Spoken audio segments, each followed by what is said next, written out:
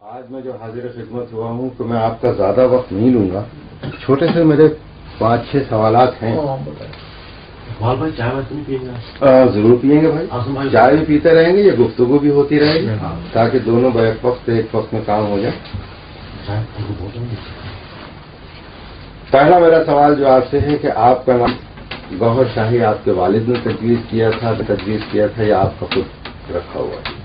ہمارے بزرگ تھے جی. 5ویں پوسٹ ہے, گوہر علی شاہ نام تھا. گوہر علی شاہ جی. انہیں کی وجہ سے گوہر شاہی ہمارا خاندان کہلاتا ہے. اچھا, یہ خاندانی آپ کا نام ہے جی. گوہر شاہی جو ہے آپ کا یہ خاندانی نام ہے. اچھا اچھا. گوہر شاہ کی اولاد. اچھا اچھا. دوسرا جو میرا سوال ہے تھوڑا سا اس سے ہٹ کے ہے کہ اس وقت آپ کا دنیا میں کیا مقام ہے؟ یہ تو مجھے پتہ نہیں, یہ تو دنیا جانتی ہے یا نہیں, آپ کی طرف سے یعنی آپ اس وقت اپنے آپ کو کس اسٹیج پہ محسوس کرتے ہیں؟ آپ کی زبان سے مجھے سننا چاہیے کہ کیا اسٹیج آپ محسوس کرتے ہیں؟ نہیں, مخلوق کے خادم ہے اور اللہ کے حکم کی بجاوری کر رہے ہیں بس. باقی ہم کو نہیں پتا کیا اسٹیج ہے, کیا ہے. ہم جس طرح آپ کو نہیں, آپ کہہ رہے تھے مجھے نہیں پتا کون. سوال سوال آپ کا جواب اچھا ہے, مگر بہرحال اس لیے کہ جب آدمی دنیا میں 3 قسم کے انسان پائے جاتے ہیں جو میرے خیال میں آپ نے مجھ سے زیادہ پڑھا ہوگا. میرا مقصد سمجھ میں آپ کا جی. بعض لوگ ہیں جن کو اپنے آپ کو پتہ نہیں ہوتا ہے ہم کیا ہیں جی, لیکن وہ ایک کام کرتے رہتے ہیں تو دنیا اندازہ لگاتی ہے یہ کیا ہے. بعض لوگ ہیں تو کچھ کرتے ہیں, بہت کچھ ہیں, اچھی طریقے سے دوسرے لوگ چلتے ہیں, لیکن لوگ اندازہ لگاتے ہیں کہ اس کی چال کیا ہے. نہیں وہ صحیح, مگر یہ کہ جو ڈویژن ہے صوفیانہ طریقت کو یا جو فلاسفر تھے انہوں نے ڈویژن کیا 3 قسم کے انسان کو. ایک کامل ہوتا ہے اور جس کو وہ چاہے کامل بنا دیتا ہے. صحیح ہے. ایک خود کامل ہوتا ہے لیکن کسی کو کامل نہیں کر سکتا. ایک مجھ جیسا ہوتا ہے کہ نہ کامل ہے نہ مخلوق ہے, اس کے بس میرا کوئی مقام ہی نہیں. تو آپ ان 2 مقاموں میں سے کس مقام پہ اس وقت ہیں کہ اگر خداوند کریم نے آپ کو یہ طاقت دی کہ مجھ جیسے کندہ ناتراش کو آپ کچھ سے کچھ ایک نظر دیکھنے کے بعد بنا سکتے ہیں؟ آپ کو یہ ایک فیلنگ محسوس ہوتی ہے کہ اگر آپ ہم نے جو اندازہ لگایا ہے نا جی اتنی اندازہ لگایا ہے کہ اللہ تعالیٰ بھی ہم پہ بہت ہی مہربان ہے. سبحان اللہ.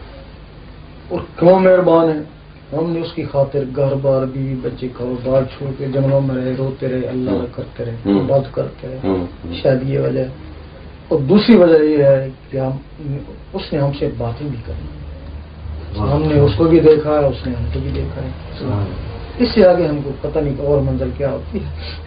میرے خیال میں آپ اس منزل پہ ماشاءاللہ سے پہنچ گئے ہیں کہ اگر آپ جب اتنا اللہ سے جو قرب جس کو محسوس ہو جائے اور منزل کیا ہوتی ہے. اور منزل کافی ہے جی, یہی منزل کافی ہے. یہی منزل, اس سے آگے تو منزل ہو بھی نہیں سکتی. آپ تو اس منزل پہ ماشاءاللہ سے اللہ تعالیٰ نے آپ کو پہنچا دیا. آپ کی کون سی ادا اس کو پسند آئی یہ تو خیر وہی جانتا ہے. دنیا میں کوئی شخص اس کا فیصلہ نہیں کر سکتا.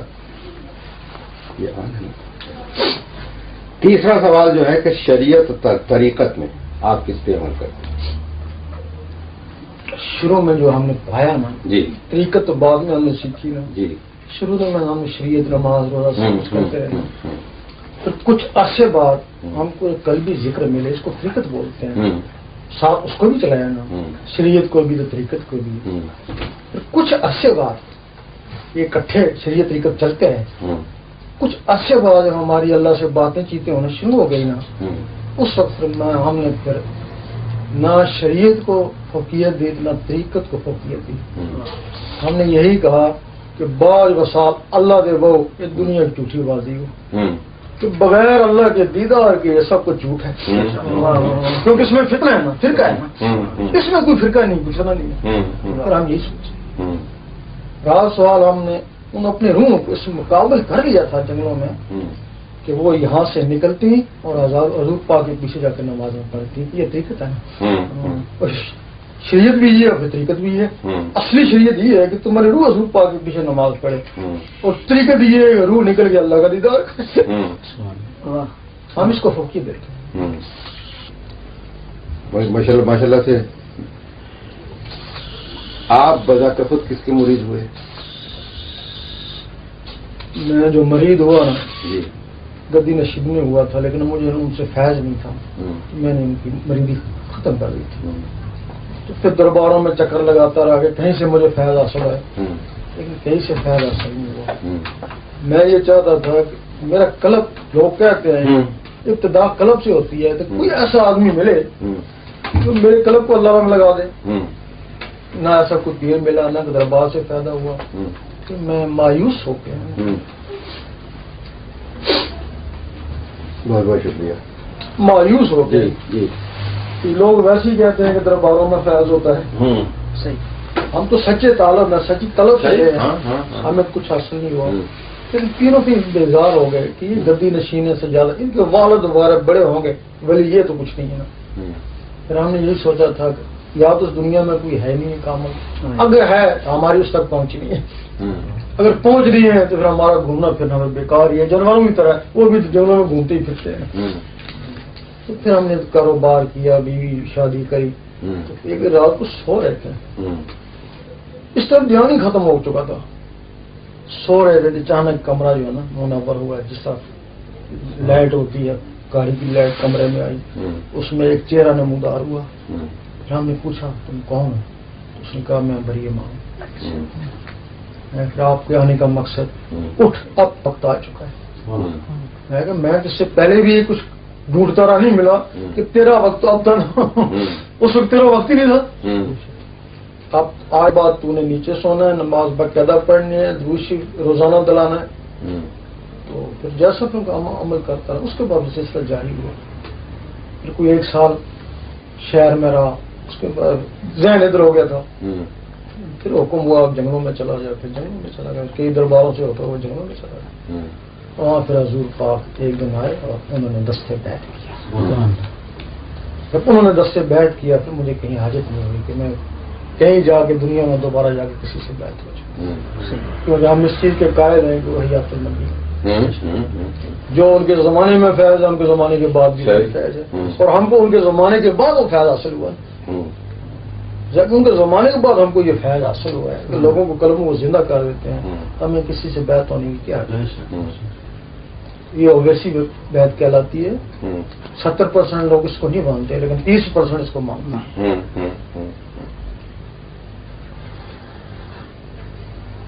ایک اور اس کے علاوہ سوال ہے میرا کہ جہاد کے متعلق آپ کی کیا رائے ہے؟ وہ جس جہاد کا ذکر ہے نا، وہ آج کل جہاد ہوتا نہیں ہے نا. جہاد کا مطلب ہے کہ وہ لوگ جو اللہ کی راہ میں مارے جائیں. صحیح. کشمیر میں اللہ کی راہ میں نہیں مارتے ہیں، وہ تو اس ٹکڑے کے لیے مارے ہیں نا. افغانستان میں وہ اللہ کے لیے نہیں مارے ہیں نا. وہ تو فرقہ واریت ہے، ملکی اختلاف ہے. یہ جہاد نہیں ہے. جہاد ہوا ہے جو فی سبیل اللہ، صرف اللہ کے لیے، صرف اللہ. ابھی ہماری گورنمنٹ بھی لڑتی ہے، فوج جا کے لڑتی ہے، بھی جہاد تو نہیں ہے نا. یہ تنخواہ لیتے ہیں، تنخواہ لیتے ہیں کہ وہ کہتے جوہر جانا پڑتا، کھایا مال جو کھایا. نہیں، آج کل یہ مسئلہ جو ہے وہ ادیبوں کے اور شاعروں کے ذہن پہ یہ سوار ہے کہ جہاد کیا چاہیے. چونکہ جہاد کی جو ڈسکرپشن جیسے جاہل آدمی کے پاس ہے کہ خداوند کریم نے جو وعدہ کیا ہے کہ شہید کبھی مرتا نہیں، تو اس کی ڈسکرپشن جو ہمیں بتائی گئی اس میں امام راضی بھی تھے اور نجر بلاغت بھی اور وغیرہ وغیرہ کتابیں تھے. اور ماڈرن زمانے کے جو مفکرین ہیں انہوں نے بھی پوری دنیا کو 4 چیزوں میں بانٹ دیا. بابا فرید احمد اللہ ایک دن گئے شہاب الدین سہروردی بہاولدین زکریا ملتانی. انہوں نے ان کو دعوت میں بلایا. دونوں ولی تھے، وہ بھی ولی یہ بھی ولی. جب دعوت میں بلایا لوگ بیٹھے تھے، انتظار تھا کوئی ولی آ رہا ہے. جب آئے تو کھانے کے وقت بہاولدین زکریا نے اپنی ایک کنیز کو بولا کہ ان کے ہاتھ دھلا. اب وہ کیا کرنے لگے، ان کے ہاتھ دھلاتی رہی، وہ ان کے منہ کو تکتے رہے، وہ پورا لوٹا ختم ہو گیا، انہیں نظر نیچے نہیں اٹھائی کری۔ لوگوں کو تشویش ہوگی کہ ولی ہو گئے تاڑتا کیوں، اس نے کیوں تاڑا؟ اب بہاؤالدین زکیہ کو پتا تھا کوئی راز ہوگا، لوگوں کو نہیں پتا تھا نا۔ جب کھانے پہ سارے بیٹھے نا، اس وقت بہاؤالدین زکیہ نے چھیڑا کہ آپ اس کے منہ کو کیوں تکتے رہے؟ چاہیے تو یہ تھا نا، آپ دلا کے نیچے آ کہ آپ اس کو تاڑتے رہے۔ ان کا دراصل بات یہ ہے کہ جب میں تمہارے گھر آیا میں نے دیکھا کہ یہ سارے جتنے بھی تمہارے سرونٹ وغیرہ ہیں نا، سارے بیچتی ہیں، صرف یہ کنیز دوستوں نے، تو میں یہ میرے ہاتھ دلاتی رہی تو میں اس کے گناہ معاف کراتا رہا۔ اس وقت نہ تو نیچے نہیں ہٹائی جب تک اللہ نے نہیں کہا کہ میں نے اس کو معاف کر دیا۔ یہ حکمت تھی، یعنی ایسے ولی ہو تقدیر بدل گئی۔ پھر وہ نہیں میں سے اچھا ایسے کی واقعات ہوئے ہیں، صحیح، مہربان ہو کر ولیوں کے ذریعے کہ نگاہیں برد موم سے بڑھ جاتی ہیں۔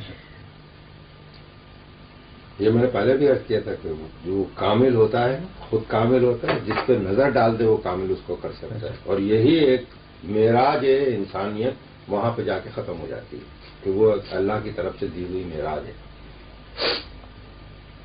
ایک اور سوال ہے کہ آپ کی کیا امام مہدی سے ملاقات ہو چکی بالمشافہ؟ میں نے کبھی نہیں کہا میری امام مہدی سے ملاقات ہوئی ہے، میں پوچھ رہا ہوں، میرا یہ سوال ہے۔ میں کچھ نہیں بتا سکتا۔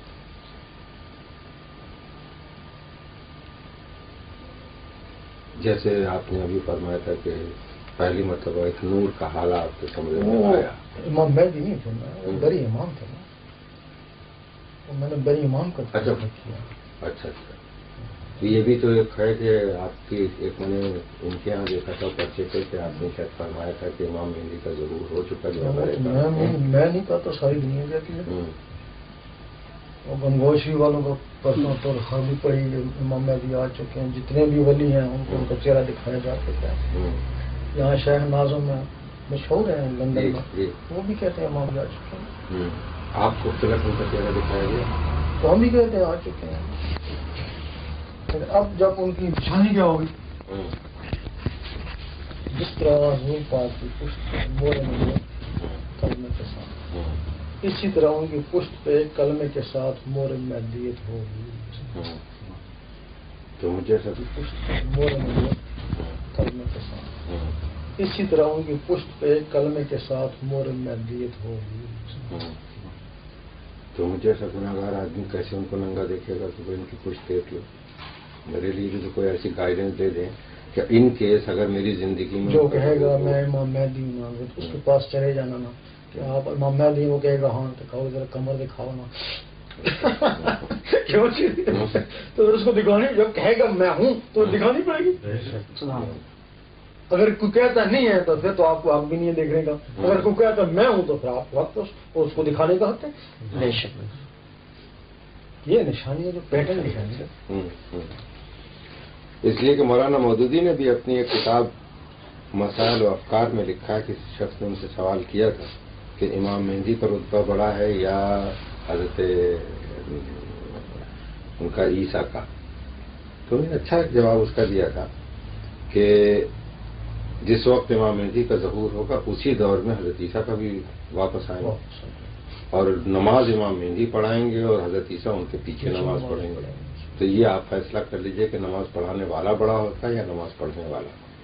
لیکن انہوں نے چھوٹا سا اس کا جواب دیا تھا۔ تو اس کا مقصد یہ کہ اگر امام مہدی کا ظہور ہو چکا ہے تو حضرت عیسیٰ کو بھی دنیا میں واپس آنا ہی پر چاہیے۔ وہ بہت سے لوگ کہتے ہیں آ رہے ہیں اپنا کام کر رہے ہیں، ہم امریکی رسالوں میں ملتا ہے تو وہ بھی آ چکے۔ ابھی ابتدا میں ہم نے ایسا پڑھا رسالوں میں جی، وہاں ایک آدمی آتا ہے اسپتالوں میں جاتا ہے جو لا علاج قسم کے مریض ہوتے ہیں نا، ان کو دم وم کرتا ہے، وہ کہتے ہیں ویسے وہ باولا، پھر جب وہ چلا جاتا ہے وہ ٹھیک ہو جاتے ہیں، پھر اس کے پیچھے بھاگتے ہیں تو ملتا نہیں ہے۔ اس طریقے سے بہت سی رپورٹ ہیں۔ پھر کئی لوگوں نے اس آدمی کی تصویریں بھی لی ہیں۔ بہرحال یہ آگے کی بات ہے کہ وہ ہم نے تحقیق پوری کری ہے، وہ جو تصویر ہے نا عیسیٰ علیہ السلام کی ہے، جو اس وقت جو تصویر عام لگی ہوئی ہے چرچز وغیرہ میں، جو چرچز میں لگی ہوئی ہے نا، یہ انہوں نے خیالی بنائی، یہ خیالی وہی کے مطابق ان کی ایسے آنکھیں تھیں، ایسے بال تھے، ایسے بنائی ہیں. اس میں کوئی چیز مل گئی ہے، کوئی نہیں ملی. لیکن وہ جو چیز تصویر اب عام امریکہ میں ہے نا، عام لوگوں کے پاس ہے، اب پاکستان میں بھی پہنچ گئے، لوگوں نے دکھائی ہے، وہ جو ہے نا وہ ان کی اصلی تصویر ہے. آپ نے بھی دیکھی ہے؟ کیونکہ میں نے عیسیٰ علیہ السلام کو بذات خود دیکھا ہے، پھر میں نے اس تصویر کو دیکھا ہے، پھر کچھ چہرے چاند کے اوپر ہیں، اس میں وہ تصویر جو نیچے ہے وہی تصویر چاند کی اوپر. سبحان اللہ. اس کے لیے ناسا نے کہا کہ چاند پہ عیسیٰ علیہ السلام کی تصویر موجود ہے. یہ ناسا کی رپورٹ ہے. تو حضرت مہدی کی بھی تصویر اوپر موجود ہوگی؟ ضرور ہوگی، یقیناً ہوگی. اگر ان کی ہے تو ان کی بھی ہوگی. یقیناً ہوگی. ہاں. پھر اب عیسیٰ کو پہچانا نا، ہم نے کہا نا، اب جو مہدی کو پہچانے کو کہے گا نا، اس کے اوپر بھی صحیح بات. ہاں، صحیح ہے. ہاں.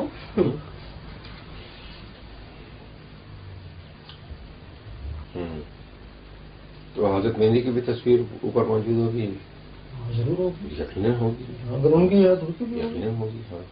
پھر اب عیسیٰ کو پہچانا نا، ہم نے کہا نا، اب جو مہدی کو پہچانے گا تو وہ کہے گا نا، اس کے اوپر بھی صحیح بات. ہاں، صحیح ہے. ہاں.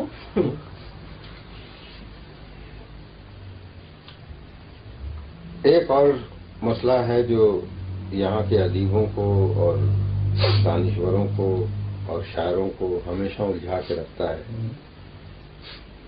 اس میں آپ میری رہنمائی کریں کہ اسلام میں 2 عورتوں کی گواہی ایک مرد کے برابر کیوں رکھی گئی؟ کیا عورت ڈیگریڈ ہے؟ اس کا اصل یہ ہے، عورت جو ہے نا وہ رب کا دیدار نہیں کر سکتی، رب سے بات کر سکتی ہے، دیدار نہیں کر سکتی. نہیں سمجھے؟ اس وجہ سے عورت کا جو نا رتبہ وہ کم ہے. ولیوں میں رابعہ بصری کلندر میں بولتے ہیں کہ سب سے بڑی ہے، لیکن ان کو بھی آدھا کلندر کہتے ہیں. حالانکہ خانہ کعبہ ان کا طواف کرنے آیا تھا، خانہ کعبہ طواف کر پھر بھی ان کو آدھا کلندر کہتے ہیں. اس کی وجہ تھی کہ وہ رب سے باتیں کرتی تھی لیکن رب کا دیدار نہیں کر سکتی. اس وجہ سے عورت کا درجہ نہ وہ نیچا ہے. دوسری بات یہ ہے، عورت کو رب نے بنایا نہیں ہے. تم سنو گے یہ کہاں سے آگے پھر؟ اللہ نے صرف آدم علیہ السلام کو بنایا، مٹی سے بنایا نا. یہ کہاں کہیں پڑا کہ مٹی سے میں ہوا کو بھی بنایا؟ نہیں پڑا. نہیں، صرف آدم علیہ السلام کو پڑا. میں ہوا کیوں نہیں پڑا؟ ان کی پسلی سے ہوا پیدا ہوئی. پسلی سے نکلیں گے نا، رب نے نہیں بنایا نا. آدمی کی پسلی سے نکلیں گے. آدمی کے اندر وہ جو مکر چکر تھے نا، وہ عورت کی شکل میں نمودار ہوئے نا. اس وجہ سے اس کی پوزیشن جو ہے نا وہ نیچے. نے صحیح بات بتائی لیکن سمجھ نہیں سکے تھے، سمجھا نہیں پائے. چنانچہ اس کا نتیجہ یہ ہوا کہ وہ بالکل غلط بات ہو گئی تھی، جس پہ حضرت عمر کو اتنا غصہ آیا کہ انہوں نے ان کے وہاں پٹائی کر دی. یہ بھی ہمارے ساتھ ٹریجڈی ہوئی ہے، اور یہی ٹریجڈی میرے خیال میں 72 فرقے جو بنے ہیں اسی کی وجہ سے بنے. وگرنہ کسی نے یہ نہیں کہا کہ وہ رسول کو نہیں مانتا، کسی نے یہ نہیں کہا کہ وہ قرآن کو نہیں مانتا، کسی نے یہ نہیں کہا کہ وہ اللہ کو نہیں مانتا. جب سب اللہ کو مانتے ہیں، اللہ کے رسول کو مانتے ہیں، قرآن کو مانتے ہیں، پھر فرقے کیوں بٹے؟ تو فرقے صرف اسی لیے بٹ گئے کہ ہر ایک کے پاس جو پہنچی ایک بات کے 2 معنی اگر ہو سکتے تھے، ایک نے ایک معنی لے لیے، ایک نے دوسرے معنی لے لیے، تو نہ ان کو بیچارے کو برا کہہ سکتے نہ ان کو برا کہہ سکتے. میں نے بھی ایک دن شوق کیا حدیثوں کو پڑھنے کا. جی مشکوات شریف کا. جی 2-4 حدیثیں میں نے پڑھی. میں نے کہا آئندہ میں حدیث نہیں پڑھوں. ایمان خراب کر نہیں، صحیح آپ کہہ رہے ہیں. اس لیے کہ میں نے بھی میرے پاس تو اور کچھ ہے بھی نہیں ہمارے دنیا میں سوائے یہ کہ چند کتابیں ہیں جو میں جب بھی ہندوستان جاتا ہوں یا پاکستان جاتا ہوں جتنی بھی مجھ سے اٹھائی جا سکتی ہیں میں کتابیں لے کے آتا ہوں، اور وہی میرا رسالہ نکلتا ہے اور ادب ہی نکالتا ہوں. میں بذات خود صحیح بخاری پڑھ رہا تھا. اب میرے ذہن میں یہ بات نہیں آتی کسی صورت سے کہ کتنا ہی بے غیرت زمانہ ہو جائے. یہ میں کیسے مان لوں کہ کوئی شخص نے جا کے پوچھا حضرت عائشہ سے کہ غسل جنابت کس طرح سے کرتے ہیں، انہوں نے کہا کہ میں تمہیں دکھائی دیتی ہوں. چنانچہ کپڑے اتار کے انہیں نے ان کے سامنے وہ ڈال کے اور اس پہ نہانے شروع کیا کہ بھائی اس طرح سے رسول اللہ نے بتایا. ہو ہی نہیں سکتا. کیسے میں یقین کر لوں کہ اسی میں ایک اور بات لکھی تھی میں بتاؤں. جب عائشہ صدیقہ حیض میں ہوتی تھی نماز پڑھتی تھی تو خون ٹپتا نیچے بالٹی رکھتی تھی. اس کے بیچ میں یہ دیکھ کے یہ لکھنی نہیں چاہیے تھی ایسی باتیں. میں یہی تو میں آپ سے کہہ رہا ہوں کہ اس قدر اچھا. اس میں ایک اور مفکر تھا, اس نے بڑی پیاری بات لکھی تھی کہ جب کسی قوم کا انحطاط شروع ہوتا ہے اور وہ ڈاؤن فال کی طرف جاتی ہے تو سب سے پہلے وہ کیا کرتی ہے کہ اپنے گزرے ہوئے اولو الامر لوگ جو ہوتے ہیں یا اپنے لیڈر جو ہوتے ہیں ان میں برائیاں نکالنا شروع کرتی کہ یہ برائی تھی ان نے, یہ برائی تھی ان نے, یہ برائی تھی انہیں نے ایسا کیا, انہیں نے ایسا کیا, اور اس بہانے سے وہ خود کرنا وہ عمل شروع کر دیتے ہیں. ان کو بہانہ بنا کے اور عمل کرنا شروع کر دیتے ہیں. یہ دور جب ہمارے یہاں بادشاہت کا آ گیا اور لوگ عیاشی اور شراب میں ڈوبنے لگے تو انہیں نے یہ ساری حدیثیں اس وقت گڑھ کے کہ میاں ان سے اگر یہ غلطی ہو جاتی تھی ہم نے کر لیا تو کون سا کیا برا کام کیا. اب اس کا علاج یہ آپ نے سوچا سرکار اسی لیے تو آپ پاس آئے. آخر میں آپ سے میسج لیں گے. آخر میں یہ ہے کہ جب ہم نے حدیثیں پڑھی تو ہمارے دل میں کچھ وسوسے پیدا ہونے شروع ہو گئے. اس میں کچھ ایسا تھا کہ یہ جو جمع ہے یہ بھی اگر ناپاک گدی ودی سے آپ کچھ سوچنا کر لیں دے کوئی گناہ نہیں ہے. یہ سب کا متفقہ فیصلہ تھا. اس قسم کی باتیں تھی. پھر اس میں حدیث میں مشکوات میں لکھا ہوا کہ حضرت عمر جب روزہ کھولتے تھے نا تو بیوی کے ذریعے کھولتے تھے جناب اس میں لکھا ہوا. میں بڑا پریشان ہوا ہے کہ اسلام کیا اور یہ چیزیں ہم سے منع کی جاتی ہیں تو وہ اس میں لوگ خود کرتے ہیں. بات سمجھ میں نہیں آ رہی تھی تو میں نے یہی سوچا کہ یہ حدیثیں صحیح نہیں. اب جب کمزور پہ سے ایمان اٹھتا ایمان اٹھ رہا تھا پھر ہم کو ایک نسخہ ملا تو ان حدیثوں کے چکر میں نہ جا. تو اپنے اللہ لگ کر نہ کوئی وسوسہ ہے تو نہ کوئی شیطان ہے, بس اللہ اللہ سے اللہ تک تیرا رابطہ جوڑا رہے. حدیثوں کی ضرورت نہیں. پھر ایسے ہی کیا. پھر جب اللہ اللہ کرتے رہے نا تو پھر حدیثوں کے وصول کے شیطانی وصول بھی نہیں آتے تھے نا. پھر اللہ سے محبت ہوگی, پھر اللہ ہم سے محبت کرنے لگا. اس سے ہم نے منزل پا لی. اور میں نے سوچا اگر میں حدیثوں کے چکر میں رہ جاتا نا آج کی نیا فرقہ بنا ہوا. اور پھر سوچا کہ یہ جو لوگوں نے فرقے بنائے نا ان حدیثوں کے اوپر سوچ کے یہ فرقے. اب اس وقت حال یہی ہے کہ بس ان کے چکر میں نہ جائے, اللہ اللہ کو بسائے. بس 5 وقت کی نماز پڑھے جو پڑھنی ہے, 5 رکنوں پہ عمل کرے, اپنے اللہ اللہ کرے. وہ حدیثیں مولویوں کے لیے چھوڑے. اور اس دور کے لیے علامہ اقبال کا ایک شعر بھی ہے جی, وہ لنترانی کا کس طرح گیا دور حدیث لنترانی. ایک شعر بھی اسی دور کے لیے کہ اب جو دور ہے نا وہ ان حدیثوں کا نہیں ہے. یہ تو ہم کو فطرت میں مبتلا کریں گے. اب اللہ اللہ کا دور ہے. یہ حدیثیں سب اللہ کو راغب کرنے کے لیے اب تو سیدھے اللہ کی طرف راغب ہوتا ہے. بھائی اب تجھے وہ جہازوں کا دور آ گیا نا, اب ان بکھیروں میں گدا گاڑیوں میں کیوں جاتا ہے, بسوں میں کیوں, کب پہنچے گا. جہازوں کو دور ان کو چھوڑ, اب سیدھا جہاز میں جب پہنچے تو جا کیوں الجھتے ہو, کیوں الجھتے. اب اللہ نے جب بڑی اچھی بات, بہت اچھی بات آپ نے کی. اور حقیقت یہ ہے کہ اگر حضرت موسیٰ کے وقت میں دور تھا جادو کا, اللہ نے سب سے بہتر جادوگر ان تمام جادوگروں پہ حاوی کرنے والا حضرت موسیٰ کو پیدا کر دیا. حضرت مہدی کے وقت میں حضرت عیسیٰ کے وقت میں طب جو تھی وہ معراج پہ پہنچی تھی. تو اللہ جب کبھی بھی اپنے نمائندوں کو بھیجتا ہے ان سب میں بہتر نمائندہ اپنا بنا دیتا ہے. ساری طب فیل ہو گئی, ساری طب ان کے آگے فیل ہو گئی کہ تم ان دوائیوں سے علاج کرتے ہو, انہیں نے ٹچ کیا اور وہ فائدہ ہو گیا. ہاں حضور کے وقت میں یہ لوگ غلط کہتے ہیں کہ عالم جہالیت تھا, بلکہ میں تو سمجھتا ہوں کہ اس وقت اگر آپ شاعری دیکھیں اور اس وقت کا کلام دیکھیں, معراجی کلام تھا بھائی. جو عرب کا کلام تھا اس وقت, اس قدر معراجی کلام کے جو حیرت ہوتی ہے پڑھ کے کہ ان کی قوت فکر کہاں پہنچی ہوئی تھی. حضور کو ان تمام پہ سب سے حاوی کر دیا. تبھی رسول اللہ نے دعویٰ کیا کہ بھائی تم ایک آیت کا ترجمہ ویسی آیت بنا دو. جہالت کی وجہ سے وہ قرآن نازل کر دیا, حدیثیں آ گئی. پھر مہدی علیہ السلام کے زمانے میں پھر کیا ہوگا, پھر وہ ساری حدیثیں ختم کر اللہ یقیناً ہوگا، اس لیے کہ بتدریج جو عروج ہو رہا ہے وہ سب آن کے علم ہی پہ ختم ہو جاتا ہے.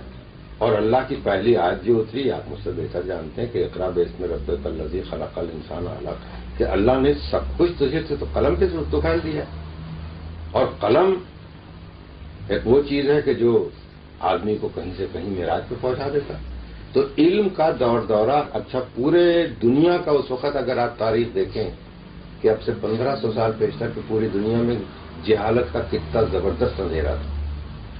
اگر لوگ کسی کو آتا بھی تھا علم تو وہ اپنے گھر میں بند کر کے رکھتا تھا، اس کو باہر اس کی وہ نہیں لانے دیتا تھا. تھوڑی سی اور بات بتا دیتے ہیں، آپ کو ہوئی ہوگی. جی بہت کم آپ جیسے لوگ اس کو سمجھ پاتے ہیں. جی حضور پاک کے وقت وہ جہالیت ختم کی گئی تھی، علم لوگوں پہ غالب کیا گیا تھا. جب مہدی علیہ السلام آئیں گے نا، اس علم کو بھی ختم کر کے عشق پیدا کیا جائے گا. اور جہاں عشق پہنچائے وہاں ایمان والوں کو بھی خبر کرو. یہ آخری سٹیج ہوگا، آخری سٹیج لوگوں کی، جس میں مہدی علیہ السلام اور عیسیٰ علیہ السلام کٹھے عشق کو لوگوں کے دلوں میں ڈالیں. آپ علم سے یہ بدتر فرقوں میں چلے، علم سے گئے نا، آپ عشق ان کو ایک کہے گا. سبحان اللہ، یہ اس کا توڑ ہوگا. پہلے جہلوں کو علم نے ایک کیا، اب عالموں کو عشق ایک کرے گا. سبحان اللہ، جہلوں کو علم نے کیا، اب عالموں کو عشق ایک کرے گا نا. سبحان اللہ. اچھا، اس سے پہلے مجھے یہ حدیث مل چکی ہے کہ یہ بھی حدیث امام جعفر صادق سے ملی یا محمد باقر سے، کہ انہیں نے کہا تھا کہ علم ایک نقطہ تھا، جاہلوں نے اسے پھیلا دیا. میں بڑا چکر میں تھا کہ یا خدا یہ کون سا فلسفہ ہے کہ ایک علم نقطہ تھا اور جاہلوں نے اسے پھیلا دیا. تو وہ جاہل ہمیں کیسے کہہ دیا کہ ہم تو علم پھیلا رہے. تو ایک سوچتے سوچتے سوچتے ایک مجھے اور پیر صاحب ملے، یہ عراق کے ہیں، ان کا نام ہے، شاید آپ ان کو جانتے بھی ہیں. کیا نام ہے ان کا؟ طاہر علاؤدین کا نہیں، ایک اور صاحب ہیں، آج تک جی ایک وہ ہیں، ان کے پاس میں بیٹھا ہوا تھا. عربی ان کی مدر لینگویج ہے، انگریزی بولتے ہیں، یہیں سے انہوں نے گریجویشن کیا ہے. تو وہ کہنے لگے کہ بھائی دراصل بات یہ ہے کہ علم ایک نقطے کا مقصد تم سے نہیں. میں نے کہا جی وہی تو میں سمجھنا چاہتا ہوں. تو انہی نے مجھے بتایا، کہنے لگے کہ در حقیقت یہ ہوتا ہے کہ اگر میں تم سے فزکس کی بات کروں اور فزکس کا ایک فارمولا بتاؤں 2 لفظوں کے اندر کہ آئٹم اور پروٹون کیا ہوتے ہیں، تو تم تو نہیں سمجھ سکو گے، اس لیے کہ سبجیکٹ تمہارا نہیں ہے. ابھی میں اس کو اگر تم اتنے بڑے کاغذ پہ لکھتے لکھتے لکھتے لکھتے سمجھاؤں الف سے لے کے آخر تلک، تو وہ پھیل جائے گا. اور جب پھیل جائے گا تو جب تمہاری سمجھ میں آئے گا اس وقت تلک جو اس کے ادھر ادھر کے ٹکڑے نکلے ہوں گے وہ جہالت میں سب چلے جائیں گے. اصل تو ادھر اصل نقطہ وہی ہے. ہاں، اور باقی تو انہوں نے کہا کہ دراصل انہوں نے کہا تھا وہ آپ نے بات جو کہی ہے کہ حقیقت یہ کہ آخر میں انسان اس تمام علم کو سمیٹ کے عشق کے نقطے پہ آ جائے گا، اور وہ جو نقطہ ہے وہی سب کچھ ہے. اور اسی کو سمجھنے کے لیے پوری دنیا جو ہے اس وقت بے قرار ہے. اسی عشق کی طالب ہے پوری. سچ کہہ رہے ہیں. اب پوری دنیا علم سے بھی بیزار ہے، یقین کرو پوری دنیا میں بات سے بھی بیزار ہے. وہ کہتے ہیں ہم نمازیں پڑھ رہے ہیں، دھیان ادھر ادھر ہوتے ہیں، ہم کہتے ہیں ہم دیہکاری کریں، یہ کہتے ہیں نا. جی بات سے بھی بیزار ہے. علم نے فرقے بنا دیے، اور یہ بعد نے حص تکبر ڈال دیا، اور بعد آباد آباد پہ حملے کرا، مسجدوں میں حملے کر رہا ہے. اب عشق کی ضرورت، اور عشق کے لیے عیسیٰ اور میں اکٹھا کام کریں گے. میں کہتا ہوں کریں گے. عشق کے لیے عیسیٰ اور میں اکٹھا کام کریں گے. میں کہتا ہوں کریں بس نظریں ہوں گی ان کو پہچاننے والی پہچان دیں گے. لیکن جب حضور پاک کو لوگوں نے آستہ آستہ پہچانا ہے تو نہیں پہچانا. اس کی طرح ان کو بھی لوگ آستہ آستہ پہچان رہے ہیں. دنیا میں کام کریں اور لوگوں کو پہچان، ان کے ساتھ پہنے، ان کے ساتھ لگ رہے ہیں. عیسیٰ کے ساتھ بھی لگ رہے ہیں، مہدی کے ساتھ بھی لگ رہے ہیں. ہوں گی یقینی بات ہے. تو اللہ عروج ہو جائے گا تو پھر پتہ چلے گا یہ عیسیٰ تھا تو یہ تھا. عروج کے وقت پہلے قلیل طبقہ پہچانے کا تھا، بہت جو بہت نزدیک طبقہ ہوگا، اور عروج کے وقت سب عروج کے وقت سب پہچانے. میرے خیال میں قلیل طبقہ تو پہچان بھی چکا ہوگا اگر وہ کام جو ان کے ساتھ قلیل طبقہ ہے وہ پہچان گیا. یقیناً پہچان. اگر وہ نہ بھی کہے میں اس کو پہچانتا، وہ نہ کہے میں دی ہوں وہ پہچانتا. اس لیے کہ اللہ نے ان کو بھی وہ نور کی آنکھیں دی ہوئی ہیں کہ وہ تو اسی نظر سے دیکھیں گے نا. ان کو تو معلوم ہے کہ کون کیا ہے.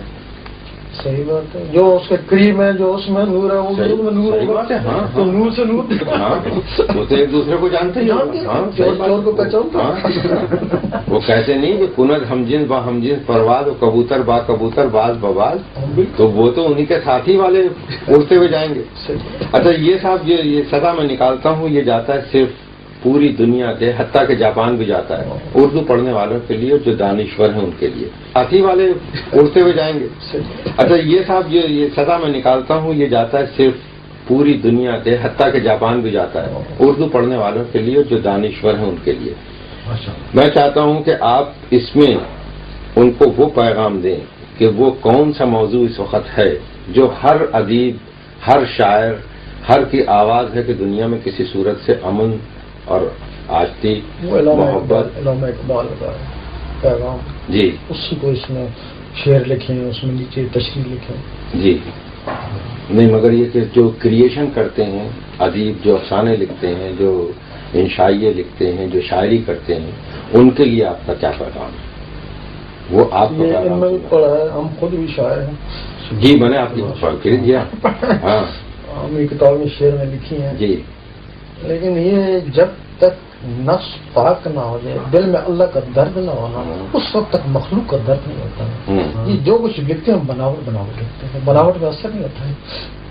سبحان اللہ، بہت اچھی بات. سبحان اللہ. ویسے واقعی اس کو تو میں ضرور اس میں لکھوں گا کہ حقیقت یہ ہے کہ بات جو غالب نے کہا تھا کہ دل سے جو بات نکلتی ہے اثر رکھتی ہے.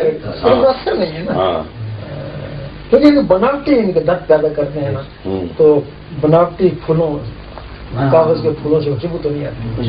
اصل وجہ یہ. اب کیا وجہ ہے کہ وہی علامہ اقبال شعر ہے، اس سے بہتر بھی لوگ شعر لکھنے والے ہیں، لیکن ان کے کلام میں اثر نہیں ہے، ان کے کلام میں اثر ہے. وہ روحانی تھے، یہ لکھ لیتے ہیں دنیا کے لیے، دکھاوے کے لیے کہ لوگ ہماری طرف راغب ہوں گے. ان کے کلام میں دماغ ہے، مطلب دل نہیں. دل. اچھا علامہ اقبال پہ ایک چارج ہے ان کی جوانی کا کہ انہوں نے کسی کا قتل بھی کیا تھا. کیا؟ قتل کیا تھا. مجھے علم نہیں ہے، اگر کیا ہوگا تو انسان کو گنہگار کر بھی سکتے ہیں. نہیں، ان پہ یہ ہے، ان کی جو بگننگ کی لائف ہے گو کہ اس کو چھپا دیا، لیکن حقیقت یہ ہے